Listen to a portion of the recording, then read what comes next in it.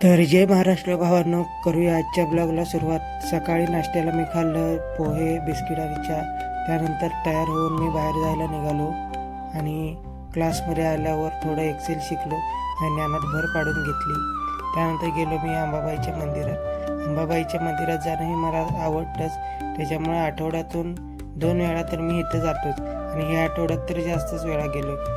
आज मंदिरात गर्दी एवढी होती की जत्रा भरल्यासारखं वाटत होतं। दुकानं नेहमीप्रमाणे सजली होती आणि मनाला समाधान देणाऱ्या ह्या गोष्टी, हे आमचा परिसर हा असा दिसतो बघा। मी आमच्या इथं बाल्कनीतनं व्हिडिओ काढला आणि टाकला तो।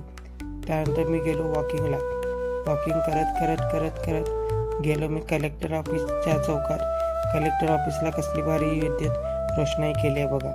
त्यानंतर गेलो मी दसरा चौकात। दसरा चौकात जाऊन जरा वेळ बसलो। घरी आलो। घरी येऊन खाल्लं वडापाव आणि भात। त्यानंतर शतपावली करत आजचा दिवस संपवला। आजच्या पुरतं एवढंच, धन्यवाद। आपण काय करतो माहिती आहे, विनाकारण लोकांसोबत स्पर्धा करत बसतो आणि लोकांना जेव्हा ते पुढे जाताना दिसतात तेव्हा आपल्याला त्याचा त्रास होतो आणि आपण त्याचं टेन्शन घेत बसतो।